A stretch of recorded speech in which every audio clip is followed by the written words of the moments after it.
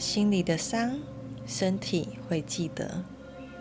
我是米尔猫，这次我要来分享我是如何使用催眠来疗愈肠躁症，学习怎么照顾我自己。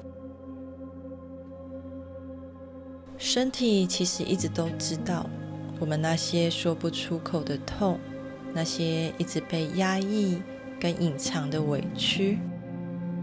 我在很小的时候就常常觉得肠胃不舒服，在严重的便秘跟拉肚子之间来回跳。真正被诊断出是肠躁症是14岁的时候，那时候我在饮料店打工，每天工作14个小时，下班之后还要负责做家事，打扫家里。我一直以为只要忍忍过了就好，但腹部一直很痛，痛到受不了，像是被什么扭着挤着的感觉，也一直拉肚子。后来15岁那一年，我发生我人生中最黑暗的事之后，我的精神状况变得很糟糕，身体的情况也变得更严重。我每天都在拉血，黑色的血。我知道这很不对劲，家里的人其实也都知道，但就是没有一个人想要带我去看医生。他们只说你就吃地瓜吧，地瓜顾肠胃。于是我开始一天3餐都只能吃地瓜，对，只有地瓜，吃了整整3个月，吃到我再也不想要看到地瓜了。但神奇的是，好了，居然就真的这样好了。我们家一直都是这样。期间还有一次发高烧，烧了好几天，已经几乎昏迷的状态，也没有人要带我去看医生。不管生什么病，就是自己撑过去，还能活着，说起来都是一种奇迹呢。该怎么说这种感觉呢？这不是只有生理上的疼痛，是连最基本被照顾的权利都没有。又加上我精神状况很糟糕，也不知道自己是想跟这个世界说再见，还是想要活下去。只是很想逃，却又逃不掉的感觉。但我到底在逃什么呢？后来，虽然我终于逃离了这个家，独自一个人在外面展开新的生活，却开始的莫名的对人群感到害怕。只要周围的人一多，我就觉得会被伤害。我继续的想要逃，想要躲起来，变得不爱出门。但逐渐的，我连待在家里也没有安全的感觉。我尝试过各种方法，想要逼自己撑过去，但老实说，我根本没有想要改变任何事情。我只是想要让一切赶快结束。我不知道为什么我的身体要一直生病，我只觉得可能是自己太脆弱了，不够坚强。但现在回过头看，那可能是身体在发出的求救讯号。也许我有点自虐，除了没有人教过我该怎么照顾自己，那些疼痛反而让我有一种还活着的感觉。直到我正式的学习催眠的课程，但那时候我已经在身心灵的领域游荡多年，学习过很多不同的课程，也看过很多书，经常带领一些团体的颂钵塔罗静心冥想，也被好几位催眠师催眠过。我不敢说我很懂催眠，但也算是略懂一些概念跟技巧。直到这一堂课，我才发现，以感受上来说，我从来没有真正的进入过催眠。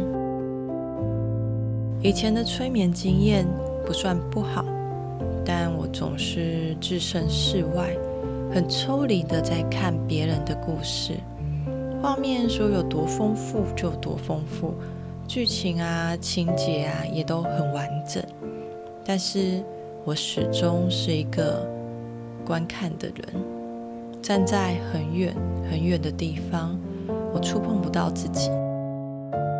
而毛毛老师的催眠课程，我才第一次真正的、深刻的遇见我自己。还记得那是课程的第2天，在毛毛老师的示范下，我突然哭了，泪水就这样一滴一滴的流下来。我不记得是哪一个瞬间哭的，那是一种我终于被自己看见了的感动。多年来，我从来没有在任何的课程里，也没有在任何1对1的疗愈中哭过。那一次却毫无预兆的哭了，可能也是终于准备好了。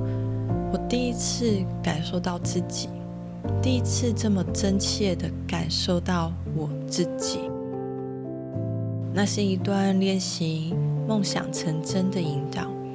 我设定的目标是3年内稳定的收入，但心里其实一直有一种无法释怀的感觉。我知道搬到桃园之后，很多事情都需要重新开始，也知道事实上我支出变少了，时间更弹性了，生活品质也更好了，但我就是不知道怎么了。在催眠进行中，我想起好多片段。我从永和搬到桃园，重新经营工作室，好不容易调整好步调，准备迎接新的阶段，却遇上了疫情。几次打击了下来，让我很怀疑自己是不是已经被这个世界淘汰了。我表面上总是装没事，但心里就是挥不去的焦躁，一种不被肯定、不被看见的委屈。在这一次的催眠里，我终于看见那个不被看见的自己。毛毛老师还对我说：“你真的很努力了，你做得很好。”一瞬间，心里酸酸的，眼泪又再度的落下，不是悲伤，是一种松开、一种释放的感觉。过去很多年那样抽离、卡住的感觉，在这一刻慢慢的融化、松开来。我第一次感受到，原来这就是所谓的跟自己在一起，这是一个很扎实的体验。我也发现，过去的困扰、过去的问题之所以很难解，不是因为我太脆弱，而是我一直弄错重点。问题本身并不是问题，如何应对才是真正的关键。我一直都不是渴望去追求业绩或是数值，我真正的渴望是看见自己，肯定自己。当我认可自己的付出，真心感受到敲钵的时候那种喜悦，跟别人连结的感觉，那样的安定、安全感才是真正的存在。催眠真的很可怕，催眠会带你走进你已经忘了的过去，那些你以为没事的发生，其实一直都在等你回过头看他们一眼。那不是用知道就能解决的，而是像骑脚踏车一样，你必须真正的实际体验、实际操作，踩下去，失衡了再找到平衡，你才能够明白。我很喜欢颂钵，颂钵会帮助人放松，像水一样温柔的包覆，清理身心里的浊气，而催眠则像一盏灯，带你往内在走去，照亮那些还没有说出口的痛，那些被你忽略的自己。其实我一直都做的比我想象的更好。其实我根本不需要想办法再多做点什么，我只要进入内在的世界，让情绪开始流动。当我看见了，感受到了，疗愈就会很自然的发生。那一次课程结束之后，心里有个奇妙而真实的感觉，我不一样了。催眠对我来说不只是放松，更是一个穿越时间跟空间的管道，一个让所有的情绪都可以被释放出来，然后被接住的过程。特别是那些原本知道却做不到的道理，在那一刻会变得非常深刻的明白，不是我应该要爱自己，而是我感受到自己值得被爱。那是一种灵魂在改变的时刻。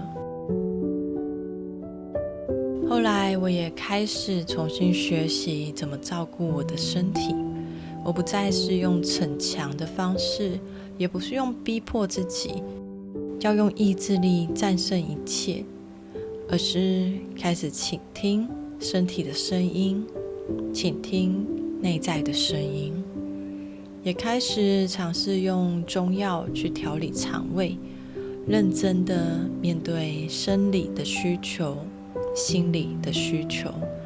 我以前总是要等到发作很严重，不得已才愿意去看医生吃药，但现在我学会了提早照顾我自己。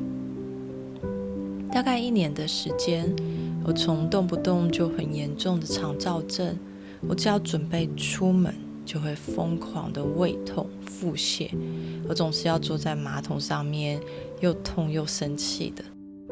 到后来，我只要1颗胃药，我就可以安抚我的肠躁症。到现在，连胃药都几乎不用了。虽然严格上来说，肠躁症并没有所谓的根治。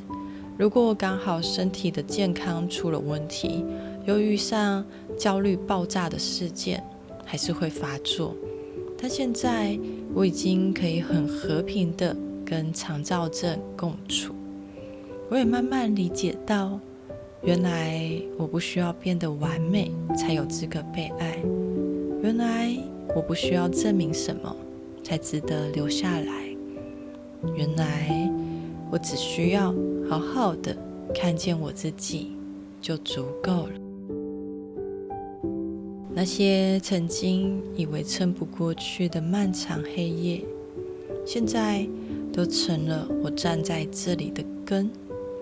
我走过来了，不是因为我够坚强，而是因为我愿意停下来，伸出手去接住那个一直在无声等待的自己。你也是，只要你愿意。